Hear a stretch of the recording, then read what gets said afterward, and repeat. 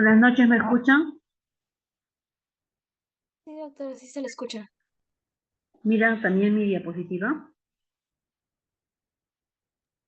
Sí, doctora, también se ve. Gracias, muy amable. Vamos a empezar entonces con el primer tema del curso de fisiopatología. Les voy a enviar una clase introductoria grabada el día de mañana sobre el sílabus que les he presentado y también la guía de práctica que les estoy presentando, para explicarles cómo va a ser el proceso del desarrollo de la clase y también cómo se va a hacer la evaluación y cuáles van a ser los parámetros de evaluación y las rúbricas también, ¿ya? Entonces, el día de hoy empezamos nuestra primera clase teórica. La finalidad de hacer fisiopatología es de tratar de explicar el porqué de los signos y síntomas que presentan los pacientes. Y cuando ustedes hagan introducción a la clínica, que es el próximo curso que van a llevar, básicamente les van a preguntar también fisiopatología. Entonces yo les sugiero de que esta sea la oportunidad en la que lean ustedes sobre este tema de las diferentes enfermedades que vamos a tratar para poder estar preparados para el siguiente asignatura, que es introducción a la clínica. Entonces, en la clase de shock que vamos a ver ahora, estamos presentando un paciente que es joven y que es motociclista y que sufre un accidente de tránsito en su moto, cae al pavimento, estaba sin casco y se golpea el abdomen, ¿no? Contra el parachoque de un camión. Es como la figura que están observando. Llegan los paramédicos, le toman sus funciones vitales y encuentran una frecuencia cardíaca de 130 por minuto que está aumentada, ¿no? Ustedes saben que más o menos 80 es un promedio de frecuencia cardíaca normal. Su frecuencia respiratoria también estaba aumentada en 30 por minuto, más o menos es 12 a 20 de lo normal. Y la presión arterial estaba muy baja, ¿no? 40 a 20 milímetros de mercurio, cuando lo normal es más o menos 120 sobre 80 milímetros de mercurio. Entonces, cuando se ven estas funciones vitales que estamos viendo en este caso clínico, lo que estamos apreciando es que la presión arterial está muy baja. Entonces, ¿por qué es importante la presión arterial? Porque eso me va a indicar la cantidad de fuerza que está ejerciendo el aparato cardiovascular. Por favor, apague su micrófono. Gracias. Entonces, como les estaba diciendo, la presión arterial es muy importante porque me va a determinar la fuerza cardiovascular que se necesita para inyectar sangre y que esta sangre lleve oxígeno con nutrientes a los tejidos, ¿no? Entonces, si no llega esto a los órganos nobles como el cerebro, entonces sí puede haber un infarto cerebral, ¿no? Igual al riñón, igual al corazón. Entonces es muy importante dentro de las funciones vitales la presión arterial. Y cuando uno encuentra una presión arterial así disminuida, uno puede decir que el paciente está en shock, ¿no? Lamentablemente, nosotros contamos con el tensiómetro como una manera objetiva y fácil y no, ¿cómo se llama? Una manera que no produce un daño para poder evaluar el aparato cardiovascular.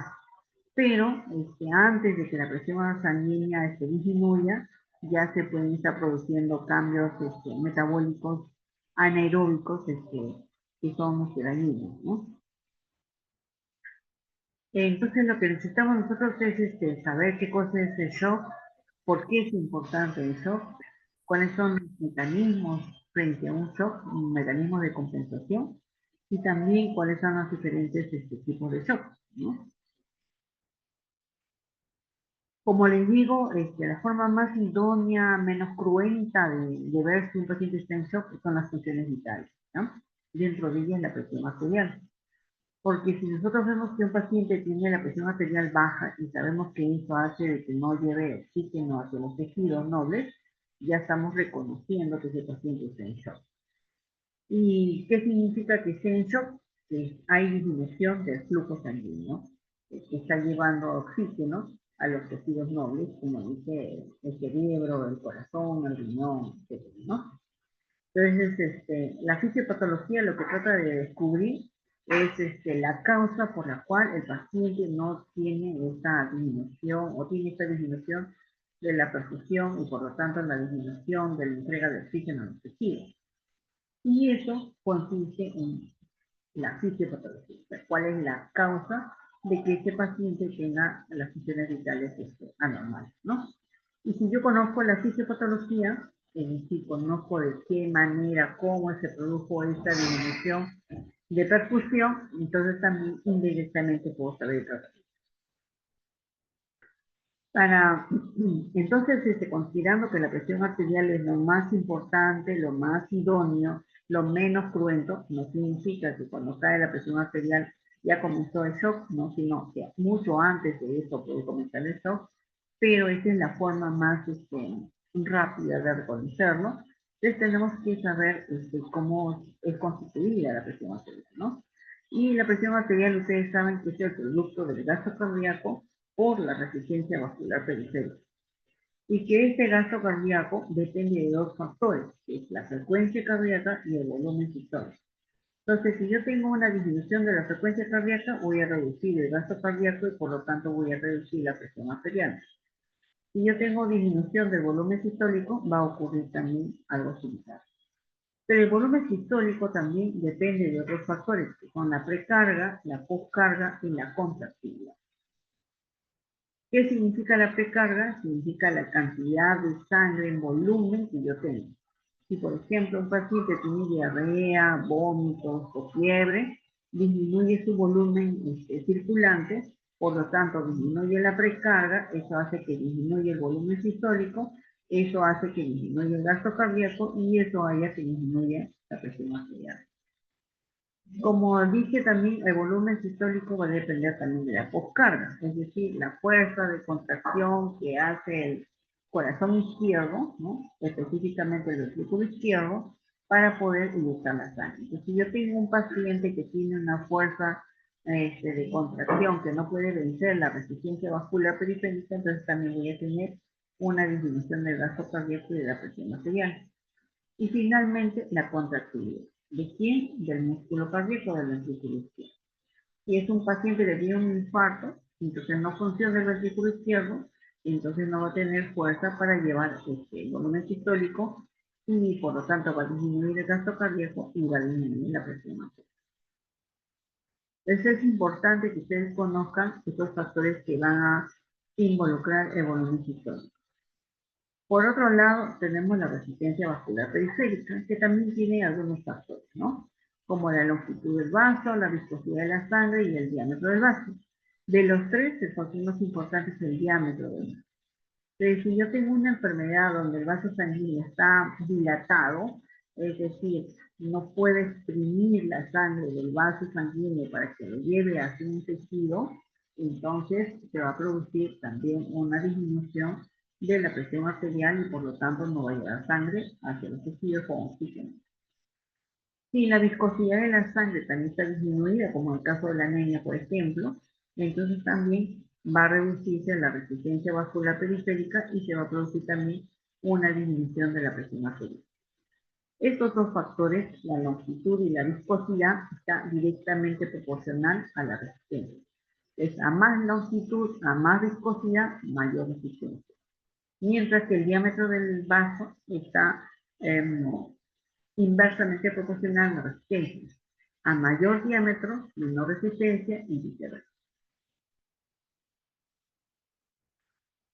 Entonces, como decimos, el gasto cardíaco es el producto del volumen sistólico por la frecuencia cardíaca. Normalmente un paciente que mide más o menos 1,70 m, que pesa 70 kilos, su volumen sistólico aproximadamente es más o menos 60 mililitros. Mientras que la frecuencia cardíaca de una persona también de esa misma estatura es más o menos 70. Entonces, aproximadamente nuestro gasto cardíaco es 5 litros. Pero sin embargo, tenemos una reserva cardíaca. Es decir, por ejemplo, si nos dicen tienes que subir al quinto piso de la Facultad de Medicina corriendo en 1 minuto, uno lo puede hacer. ¿Por qué? Porque va a aumentar su gasto cardíaco, ya sea aumentando la frecuencia cardíaca o ya sea aumentando el volumen sistólico. Entonces, uno puede llegar a tener de repente 3 veces más ese gasto cardíaco para poder darle el oxígeno necesario que tiene el tejido muscular para poder realizar el ejercicio necesario, ¿no? No todas las personas tienen este gasto cardíaco, esta reserva cardíaca, ¿no?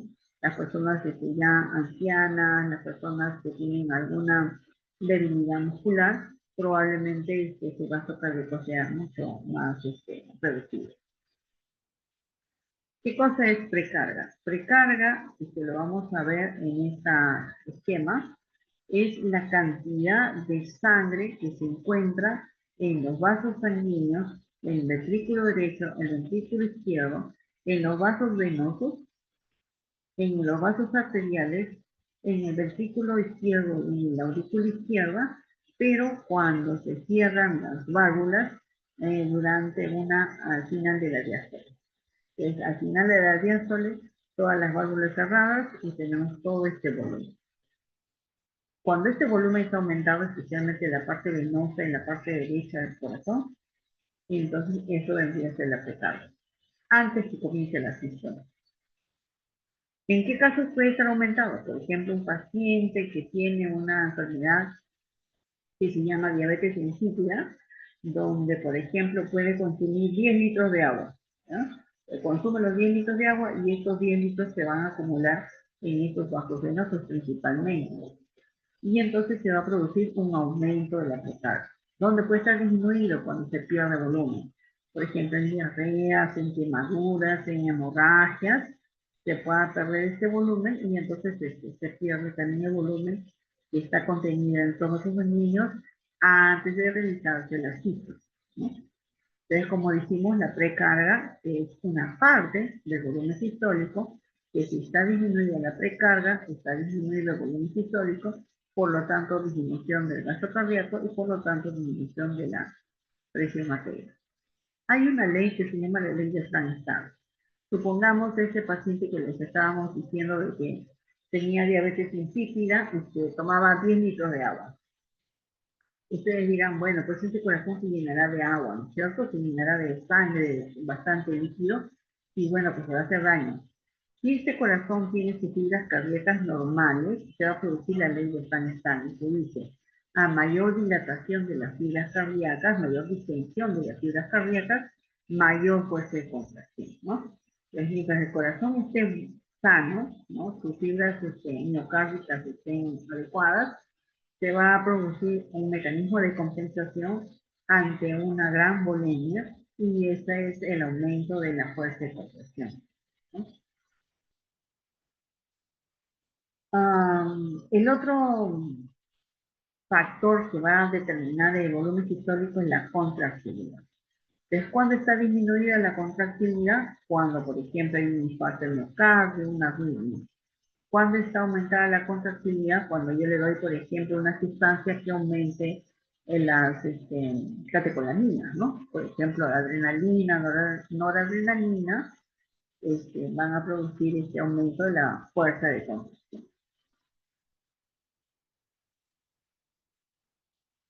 Y poscarga, ¿qué cosa es? Es la fuerza de contracción que tiene que hacer el ventrículo izquierdo para vencer una resistencia. Ustedes ven acá una válvula que es normal y acá ven una válvula aórtica que está reducida, ¿no? Entonces una estenosis aórtica. Entonces, si yo estoy frente a una estenosis aórtica, para que salga la sangre del ventrículo izquierdo hacia la aorta, tiene que vencer esta resistencia. Es esa fuerza de contracción que hace el ventrículo izquierdo para vencer esta resistencia, se produce entonces la poscarga, el aumento de la poscarga. O puede ser como ocurre, por ejemplo, en los pacientes que son hipotensos, donde hay una vasoconstricción sistémica. Entonces también el miocardio tiene que ejercer mayor fuerza de contracción para poder vencer esa resistencia y llevar la sangre hacia los tejidos, ¿no? Es por eso que un paciente que tiene, por ejemplo, hipertensión, tiene que tomar su medicamento toda la vida. Porque si no lo hace, entonces se está haciendo de que el miocardio necesite mayor fuerza de contracción y al inicio probablemente sí lo va a tener, ¿no? Aumentando las catecolaminas, aumentar su frecuencia y también su poder inotrópico positivo, ¿no? La fuerza de contracción del ventrículo izquierdo para vencer esta resistencia. Pero va a llegar un momento en que este vaso sanguíneo se va a volver fibrótico, se va a volver poco este, complaciente y entonces se va a quedar así, con este diámetro producido. Y va a hacer de que el corazón más bien tenga, convierta sus fibrosas, sus fibras musculares en fibras fibrotas, ¿no? Fibróticas con aumento de colágeno. Después que el paciente que tiene hipertensión tiene que tomar su medicamento toda la vida, ¿no?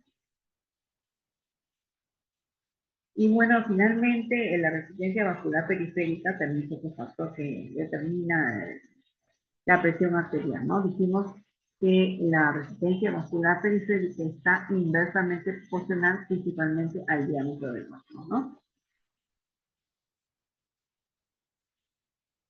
Entonces, cuando un paciente tiene una hipotensión y por lo tanto está presentando un shock, hay mecanismos compensadores, algunos que son muy rápidos y otros que son a mediano y a largo plazo, ¿no? Por ejemplo, un paciente que sufre un accidente, como el accidente que nosotros vimos al inicio de la clase. El paciente estaba hipotenso, ¿no? Tenía una presión de 40 sobre 20 milímetros en mercurio. Entonces, cuando va el paramédico, el bombero a ver al paciente, va a ver que de repente es inconsciente porque no está llegando la cantidad suficiente de oxígeno al cerebro. Va a ver que está, pero también pálido y está, ¿cómo se llama? Frío, ¿no? ¿Y por qué está la palidez y la frialdad? Porque está respondiendo como mecanismo de compensación el sistema simpático. Y el sistema simpático tiene como actividad el producir una gran vasoconstricción. Y esta vasoconstricción lo que va a hacer es que la piel sea fría y que también sea pálida. Entonces, cuando vemos que, por ejemplo, el bombero va a, ¿cómo se llama?, a rescatar a este accidentado, lo que va a ver es taquicardia, que es una manifestación de las catecolaminas del simpático. Va a observar también que el paciente está pálido, está frío, pero también que está sudoroso. Y está sudoroso porque también es una manifestación del simpático, ¿no? Porque el simpático también estimula las glándulas sudoríparas. Entonces, vemos que hay una acción muy inmediata frente ¿cómo se llama?, a una caída de presión arterial, ¿no? Y finalmente tenemos también otros sistemas neurohumorales, como por ejemplo la presencia de la renina angiotensina-aldosterona, ¿no? Donde la aldosterona lo que va a tratar de hacer es eh, retener sodio y al retener sodio va a retener agua aumentando la precarga, ¿no? Y ustedes saben, aumenta la precarga, aumenta el volumen sistólico, aumenta el riesgo cardíaco, aumenta la presión arterial, ¿no? Igualmente también la angiotensina 2 parte del RAS. La angiotensina 2 también tiene un poder sobre el simpático, ¿no? Activa el simpático también, pero también produce una gran vasoconstricción. Muchas veces inclusive superior al simpático, ¿no? Entonces, cuando un paciente tiene una caída de la presión arterial, por lo tanto, tiene un shock, por lo tanto, no está llevando la cantidad de oxígeno hacia los tejidos, entonces va a tener la necesidad de tener la respuesta del simpático primero. Lo que va a producir entonces es una vasoconstricción, ¿no? Y con eso va a aumentar la postcarga.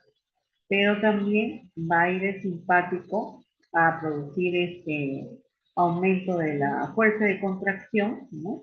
Y con eso va a aumentar el volumen sistólico. pero también aumenta la frecuencia cardíaca, aumentando también el volumen sistólico. Y no necesariamente eso, eso es lo último, ¿no? Sino que esta vasoconstricción que te va a generar en el riñón va a producir aumento de renina, y la renina va a estimular al sistema RAS, dentro de ella la aldosterona, y la aldosterona que va a retener el sodio va a hacer de que también se retenga agua y aumente la presión. Entonces, el sistema simpático, que es el más rápido en responder como mecanismo de compensación, va a aumentar tanto la resistencia vascular periférica como también el gasto cardíaco a través de volumen sistólico.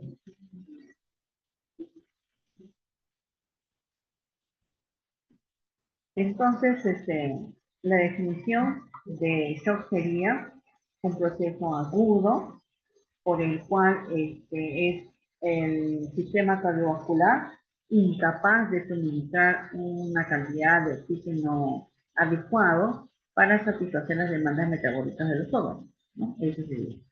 Entonces, si yo no tengo oxígeno para producir un metabolismo aeróbico, se va a producir un metabolismo anaeróbico con producción de ácido láctico. Como les dije anteriormente, la caída de la presión arterial no significa el inicio del shock, ¿no? Probablemente el shock se inició antes y lo que estamos viendo nosotros es una de las consecuencias del shock, que es la disminución de la presión arterial. Es como yo puedo saber cuándo inició, cuando se realiza el metabolismo anaeróbico. Entonces, si yo hago un dosaje, por ejemplo, de un paciente que tiene aún su presión arterial todavía conservada por los mecanismos que acabamos de ver, y le determino la cantidad de ácido láctico y este está aumentado, entonces yo puedo decir el paciente ya está en shock, a pesar de que la presión arterial no esté totalmente disminuida, ¿no? Entonces, la presión arterial sí me puede determinar la cantidad de sangre y oxígeno hacia los tejidos, ¿no? Pero no es la presión arterial ni la sistólica ni la diastólica, sino es la presión arterial media, la que tiene una relación entre la presión sistólica y la presión diastólica, y si esta se encuentra en 60 mililitros de mercurio, eso me dice, me garantiza que está llegando la cantidad de sangre pertinente por lo menos a los tejidos nobles, ¿no? ¿Qué pasaría si no llega, no llega esta cantidad de sangre porque los mecanismos compensadores no son suficientes? Se va a producir una hipoxia, ¿no? Esta hipoxia además va a producir daño, lesión en los órganos, pero también va a producir una desregulación de la actividad simpática, ¿no? Entonces, la actividad simpática en cierto momento, inicialmente, puede ser un mecanismo compensador adecuado para aumentar la presión arterial, pero si esa hipotensión no se recupera, entonces ya produce un daño, una lesión endotelial. Esta lesión endotelial entonces activa a los factores de coagulación, produciendo un trastorno protrombótico, y entonces las bacterias, arteriolas van a tener presencia de trombos que van a contribuir a la disminución de la irrigación, ¿no?, de los tejidos, y a la hora de consumir estos factores de coagulación durante la formación de los trombos, se va a producir una hemorragia en otros órganos, ¿no? Esto va a traer consigo entonces la muerte de células, y la muerte de células va a generar estos componentes denominados DAM, que son células dañadas que van a desarrollar o activar al sistema inmune innato, el cual va a fagocitar estas células dañadas y van a producir citoquinas proinflamatorias. Estas citoquinas proinflamatorias además van a producir también gran vasodilatación, que se va a finalmente llevar a lesión de diversos órganos y falla multiorgánica, ¿no? También va a haber hipovolemia y una hemorragia que va a producir un edema intersticial. Esto finalmente es un círculo vicioso porque va a haber hipoxia, más daño de órganos, Este daño de órganos va a producir mayor DAM.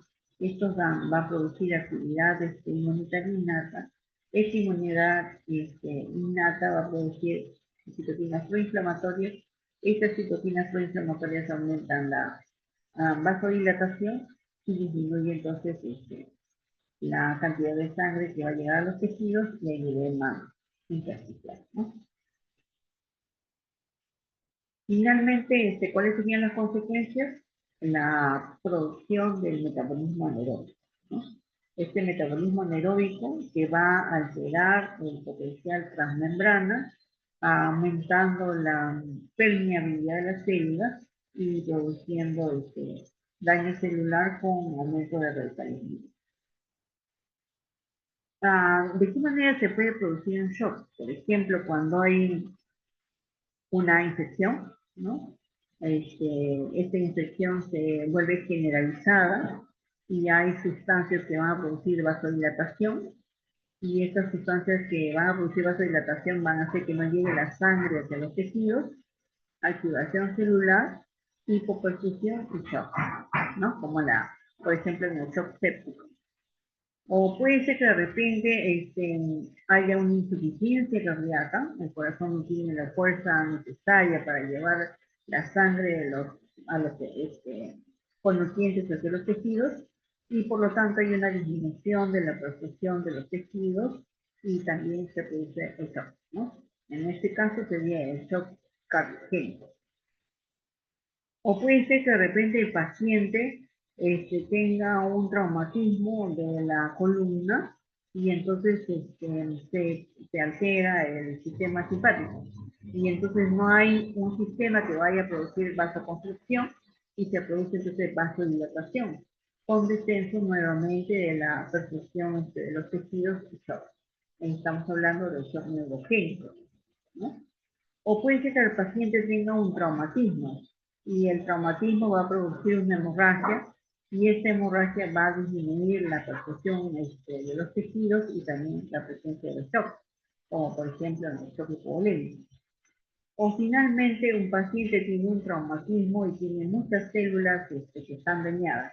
Y estas células que están dañadas van a producir también citoquinas proinflamatorias que van a producir vasodilatación y esta vasodilatación también va a producir también activación celular y disminución de la perfusión.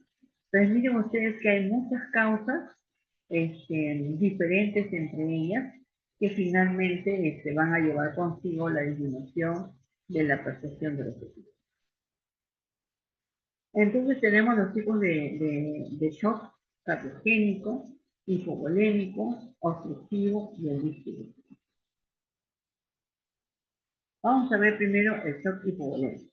Entonces el shock hipovolémico era cuando había una disminución de la precarga, ya sea por una pérdida externa, como por ejemplo una hemorragia, o ya sea por una pérdida interna, por ejemplo un tercer espacio. A aquellos pacientes, por ejemplo, que tienen edema, que tienen ascitis, acumulación de líquido en el espacio peritoneal, ese líquido sale del vaso sanguíneo, por lo tanto puede tener un shock hipovolémico, pero no sale el líquido hacia afuera, sino que se queda en el tercer espacio. Pero puede ser que el líquido salga hacia afuera, como la diarrea, por ejemplo, el vómito, la sudoración excesiva, ¿no? Entonces, en estos casos hay disminución del volumen sanguíneo circulante. Eso va a producir una disminución del retorno venoso, una disminución del volumen minuto o volumen sistólico. Eso va a producir una reducción del volumen, perdón, del gasto cardíaco y por lo tanto la disminución del flujo sanguíneo hacia los tejidos. Como dije, hay diferentes señales aferentes, como la pérdida del volumen sanguíneo o la pérdida del riego sanguíneo, y estos van a ejercer unos estímulos sobre algunos receptores. Los principales receptores son los vasoreceptores, que van a estar a nivel del callado y también a nivel de la aurícula derecha, que va ¿cómo se llama? A ser sensible a la pérdida sanguínea, ¿no? Y también están los quimioreceptores, ¿no? Si yo tengo un sangrado voy a tener disminución de la presión de oxígeno. O también, si un paciente tiene una disfunción renal, voy a tener aumento de hidrogeniones y el pH ácido. Entonces, estos quimioreceptores y estos varoreceptores son los primeros que van a recibir este estímulo, ¿no? Y se va a producir entonces los mecanismos de combinación que ya habíamos mencionado, el más rápido, que es el sistema simpático, y luego los otros mecanismos neurohumorales, ¿no? Entonces, cuando hay estos mecanismos de combinación especialmente simpáticos, como les dije, una manifestación de esta es la vasoconstricción que tiene el simpático, ¿no? Y esto va a producir frialdad y palidez de la piel. La estimulación simpática va a ir también a la glándula sudorípara produciendo sudoración. Va a ir al corazón produciendo un aumento de la frecuencia cardíaca por su efecto cronotrópico positivo y para producir taquicardia. Y a nivel de riñón, esta vasoconstricción va a generar oliguria y va a generar aumento de sustancias derivadas de la urea en sangre. Y si la pérdida fundamentalmente es de tipo de eritrocitos, no solamente va a estimular el sistema carotida y aórtico, sino que también a otras sustancias como la angiotensina 2 para producir vasoconstricción, adrenalina, noradrenalina y la aldosterona con la retención de solubilidad. Ahora vamos a ver el shock distributivo. En el shock distributivo lo principal es la vasodilatación. Es la sepsis, hipoxia, anafilaxia, pueden ser partes del shock distributivo. Entonces, ¿qué va a pasar? Nosotros tenemos acá un vaso sanguíneo normal y tenemos un vaso sanguíneo que está totalmente dilatado.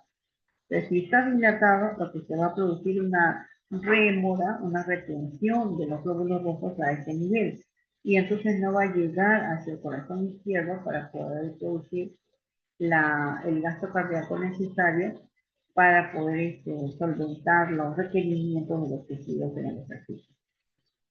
Entonces, hay una vasodilatación de la macrocirculación, hay una retención de los glóbulos rojos en la periferia, hay disminución del retorno venoso, y eso va a traer una disminución del volumen minuto y eso una disminución del gasto cardíaco. ¿Por qué hay vasodilatación? ¿Por qué se produce? Normalmente nosotros tenemos sustancias vasoconstrictoras, como por ejemplo el ingreso de calcio, como por ejemplo la noradrenalina, la angiotensina 2, que pueden producir una vasoconstricción. Pero en el caso de los shocks de tipo distributivo, por ejemplo en el shock séptico, que es parte del shock distributivo, es que no va a haber estas sustancias vasodilatadoras, al contrario, perdón, vasoconstrictoras, sino que al contrario va a producir sustancias vasodilatadoras. Vasodilatadoras que van a depender del endotelio. O sea, el óxido nítrico es una sustancia vasodilatadora que está presente en el endotelio, pero es algo fisiológico. Pero cuando hay un shock de tipo, por ejemplo, séptico, el óxido nítrico no es el óxido nítrico endotelial, el normal, sino es un óxido nítrico inducible que se ha inducido por el shock séptico. Entonces, este óxido nítrico sí es nocivo porque va a producir una gran vasodilatación y eso va a hacer que haya una rémora de los glóbulos rojos que no lleven el oxígeno hacia los tejidos, ¿no? Esto va a ocurrir principalmente en la sepsis, entonces hay un aumento de la sintetasa de óxido nítrico, eso aumenta el óxido nítrico va a hacer que aumente el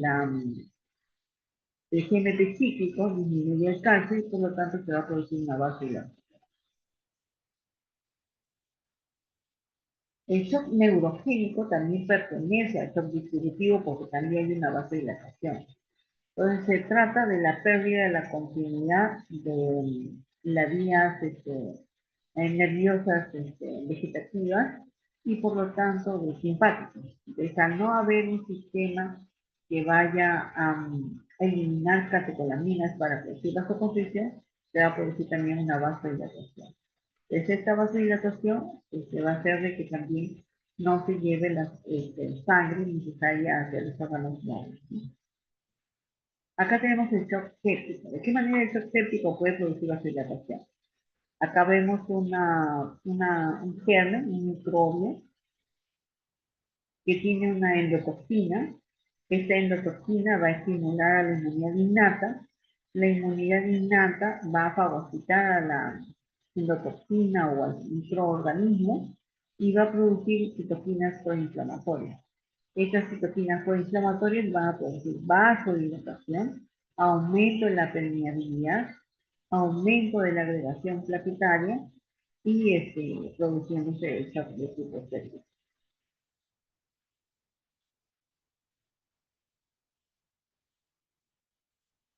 Ahí están las sustancias que normalmente van a estar disminuidas y que van a producir vasodilatación, ¿no? Lo que normalmente produce vasoconstricción, como la epinefrina, vasopresina, la angiotensina 2, van a estar reducidas en estos tipos sépticos. Y dentro de lo que es la vasopresina hay diferentes receptores. El receptor B3 de la vasopresina es la que va a producir la vasodilatación. Por eso este receptor está aumentado durante un shock de tipo séptico, ¿no? Acá vemos, estas son las bacterias. Las bacterias lo que van a hacer es producir una activación del sistema inmunoinnato, especialmente el macrófago. Se va a producir la fagocitosis del microorganismo y va a producir citoquinas inflamatorias, ¿no? Como por ejemplo el factor necroestimular alfa, la interleucina 1. Esta activación de las sustancias citoquinas proinflamatorias no solamente va a producir activación del endotelio y va a producir aumento del óxido nítrico, sino que también va a atraer mayor cantidad de células de la inmunidad innata, como por ejemplo el neutrófilo, ¿no? Y se va a producir la activación también del complemento, ¿no? Ustedes saben que el complemento del C3A, el C5A, tiene que ver también con el proceso inflamatorio y también con sustancias que son mediadores inflamatorios como la histamina y prostaglandinas que van a producir vasodilatación, ¿no? Entonces esa sería la explicación de por qué en un shock séptico también va a haber vasodilatación. No sé si ustedes han escuchado, pero por ejemplo hay unas noticias muy antiguas un poquito, de una reina de belleza que van a un hospital porque tenían un proceso infeccioso y que salen sin pies y sin manos, ¿no? ¿Y por qué salen sin pies y sin manos? Porque hay una gran vasodilatación que va a comprometer la vida del paciente y entonces el tratamiento son vasoconstrictores. Entonces, cuando le administran los vasoconstrictores, los primeros órganos que van a sufrir la vasoconstricción para llevar sangre a los órganos nobles son los miembros vitales, ¿no? Entonces, hay una isquemia, una muerte de los brazos, de los pies, entonces sufren amputación. Salen vivos los pacientes con shock séptico, pero pueden salir amputados, ¿no? Entonces, durante el shock séptico no solamente hay una vasodilatación, sino hay presencia de mediadores inflamatorios como las citoquinas y también disfunción del endotelio con la presencia de los iones. ¿Y de qué manera una alergia o una reacción de hipersensibilidad puede producir también shock de tipo distributivo? Nosotros tenemos acá por el alergeno, puede ser por ejemplo la picadura de una abeja, y ese alergeno va a estimular a, ¿cómo se llama?, a la inmunidad adquirida. Pero necesita una célula, que es la célula presentadora del antígeno, y lo va a presentar al linfocito. ¿A cuál linfocito? Principalmente el linfocito T. Y ese linfocito T se va a modificar y se va a desarrollar produciendo linfocito T CD4, que son los ayudadores, ¿no? Los T helper. Y entre los T helper tenemos al T helper 2, el TH2.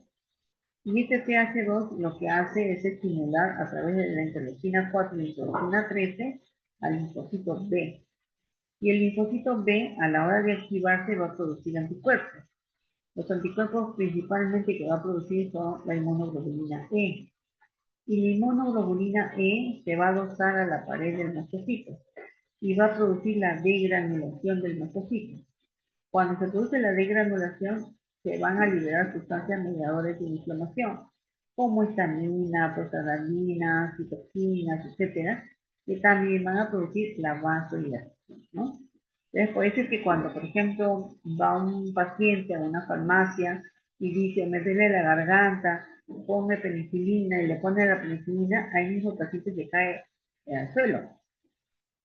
¿Por qué? Porque el proceso anafiláctico hace que haya una vasodilatación y entonces no lleve irrigación hacia el cerebro. Entonces, al no llevarlo, el paciente se cae porque le está llegando oxígeno procedente al cerebro, ¿no? Entonces, ¿cuál es el tratamiento? ¿Un antialérgico? No. ¿Líquido con suero? No. Ahí el tratamiento también es un vasoconstrictor. Por eso es que se le coloca adrenalina. La adrenalina no es un medicamento para la afección de hipersensibilidad, para alergia. Es un medicamento que va a producir vasoconstricción. Yo necesito que la sangre que está en la periferia sea drenada hacia los órganos nobles para que pueda recuperar el conocimiento, ¿no? Si no, no lo va a hacer. Entonces vamos a tener algunas diferencias muy básicas entre el shock hipovolémico, o sea, la pérdida de sangre, o la pérdida de líquidos, y el shock distributivo. En el shock hipovolémico sí hay salida de líquidos, ya sea un tercer espacio hacia afuera, pero sí hay reducción de líquido de la fetal.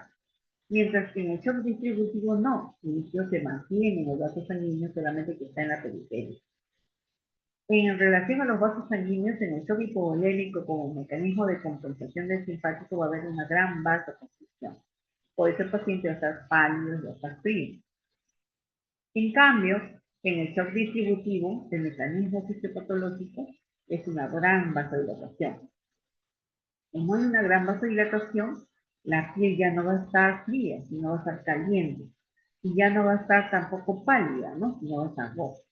Por eso es que los pacientes que tienen shock anafiláctico, ustedes van a ver pacientes hinchados, rojos, ¿no? ¿Por qué? Porque hay esta vasodilatación.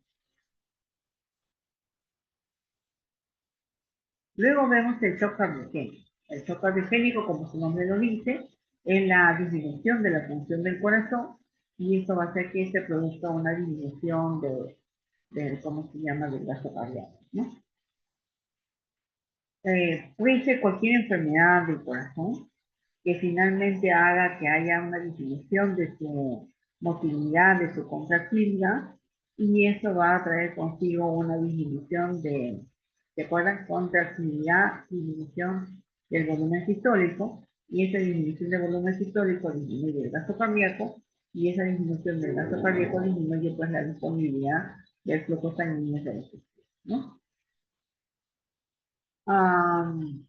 Entonces, cuando hay una lesión del corazón, miren lo que pasa, ¿eh?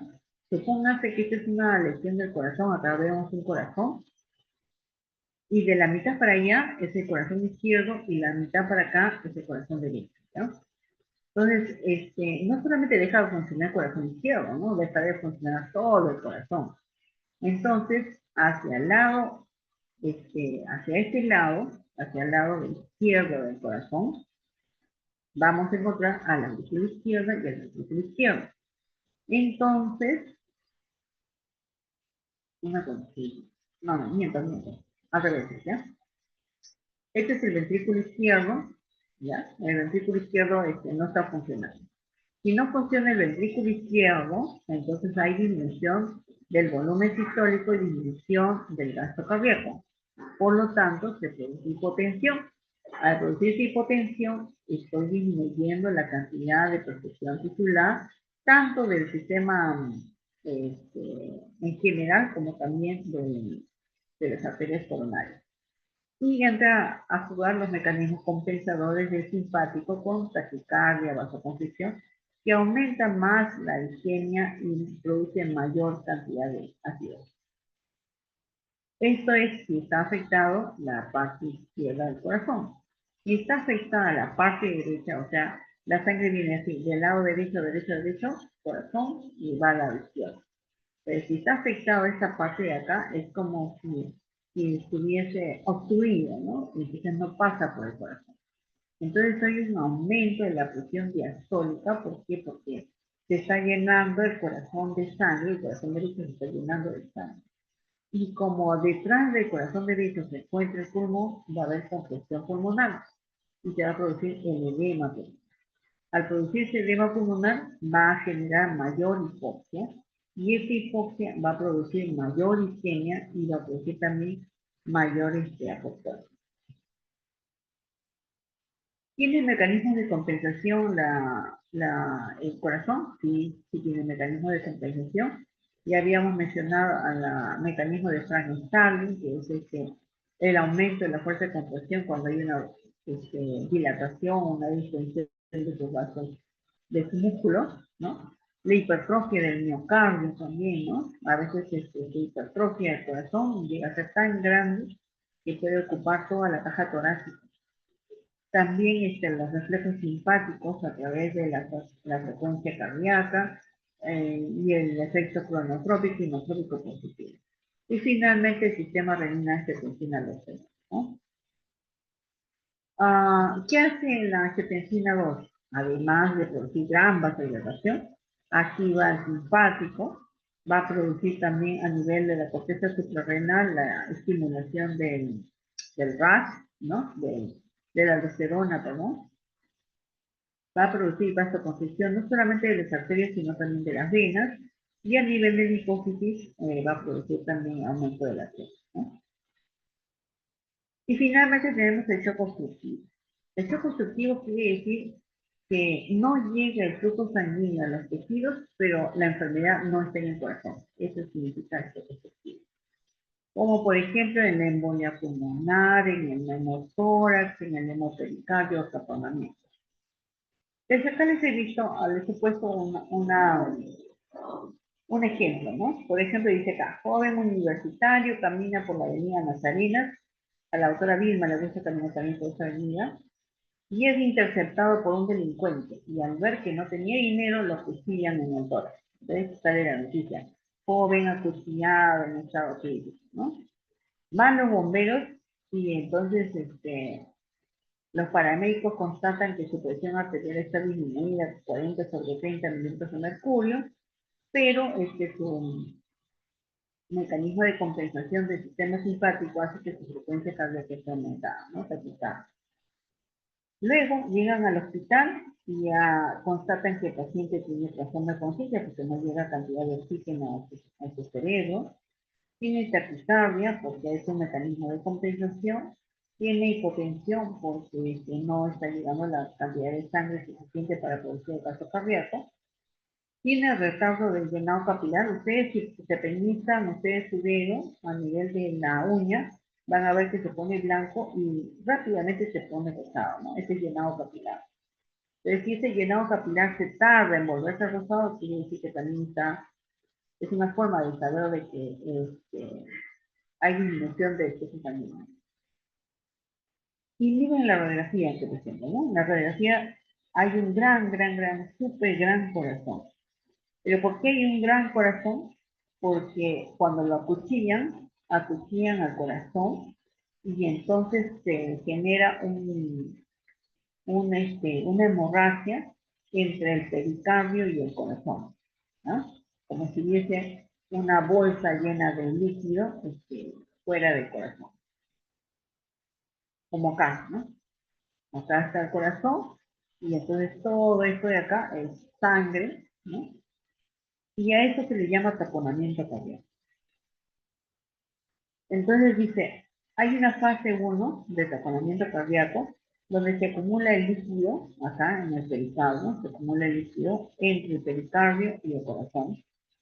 Y entonces va a elevar la presión de llenado ventricular, es decir, va a aumentar la presión del ventrículo. ¿Por qué? Porque no le está permitiendo llenar sangre, ¿no? Le está oprimiendo. Dificulta, dice, la relajación y el llenado del ventrículo. No puede, el ventrículo no puede relajarse en diástole para recibir la sangre que necesita llevar a la boca, ¿no? Cuando acumula la fase 2 es cuando hay más cantidad de líquido que está acá, entonces la presión de acá del pericardio, esa presión que está acá afuera, va a superar a la presión del ventrículo y entonces no lo va a dejar llenarse y no va a llevar entonces el gasto cardíaco, ¿no? Va a estar disminuido. Y entonces por atrás también se va a congestionar la cantidad de sangre y se va a producir este signo que se llama el signo de liqueficación yugular, ¿no? Que es la yugular que está acá incrementada de volumen porque el líquido está acumulado en el corazón derecho. Además va a haber otro signo que se llama signo paradójico. Yo le hago al paciente respirar y cada vez que expira, bota el aire, su pulso está bien. Pero cada vez que inspira, su pulso se empequeñece, ¿no? Y ese es un signo también del tocamiento cardíaco. Y si yo le oculto, también no voy a escuchar los ruidos del corazón. ¿Por qué? Porque está interponiéndose esta cantidad de luz, ¿sí? Entonces, en términos generales, cuando hay un taponamiento cardíaco, no es que el corazón esté enfermo. Lo que está mal es alrededor del corazón, donde hay acumulación de líquido, hay disminución de la relajación, disminución de la diástole, ¿no? Aumento de la presión del llenado ventricular y disminución de la relajación. Este es otro ejemplo también de hecho positivo, donde el corazón es el que está bien, ¿no? Dice, joven que practica el oficio, ya, joven, es una música, ¿ya? Joven que practica el oficio más antiguo.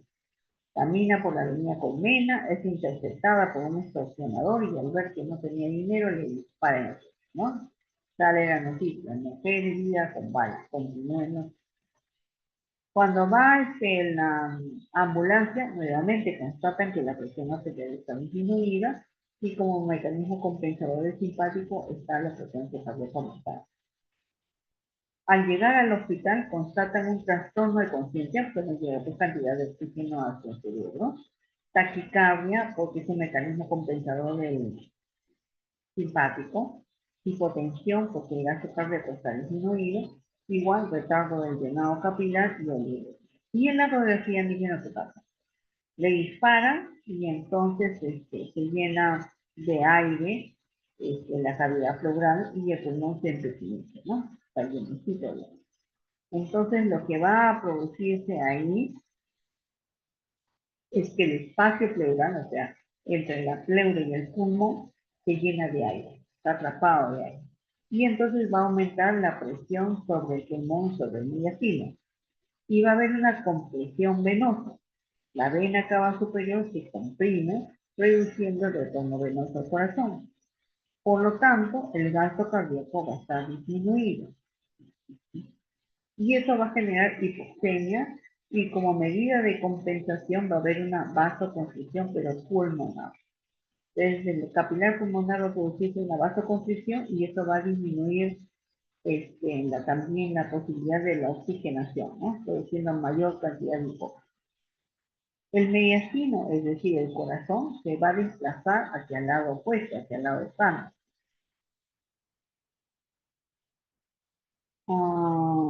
Y entonces se produce el shock obstructivo, ¿no? Porque todo este movimiento de órganos del tórax por esta acumulación de aire va a hacer de que oprima o comprima el retorno venoso para que disminuya el gasto cardíaco, ¿no? Entonces, en resumen, voy a tener una obstrucción física del retorno venoso, una disminución del volumen minuto, una disminución del gasto cardíaco y una disminución de la disponibilidad de sus sanguíneos de la. En resumen, entonces, cualquier mecanismo que me vaya a producir un shock va a manifestarse por la disminución del flujo sanguíneo. Eso va a producir disminución de cantidad de oxígeno en los tejidos. Eso va a hacer que disminuya la producción de ATP y por lo tanto se va a activar la glicólisis anaeróbica, formando mayor cantidad de ácido láctico. Y esta cantidad de ácido láctico aumentado va a alterar la función de la bomba de sodio potasio ATPase. Va a alterar la permeabilidad de la membrana celular, va a destruir las células y van a producirse enzimas proteasas, van a producirse sustancias reactivas de oxígeno, que van a dañar. Muy bien, ¿alguna pregunta?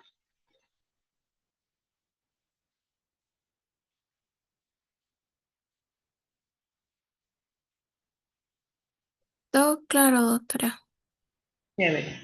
Entonces, voy a elaborarles un pasito para ver qué cosas lo que han entendido. Y a la hora que van a hacer el seminario, tienen que hacer el seminario sobre los tipos de shock, pero tienen que profundizar más el conocimiento, porque lo que yo les he dado es solamente una pincelada general, ¿no? Entonces ustedes tienen que hacer una exhaustiva revisión del tema, especialmente de los tipos de shock, ¿no? Muy bien. Gracias, jóvenes. Cuídense. Gracias, doctora.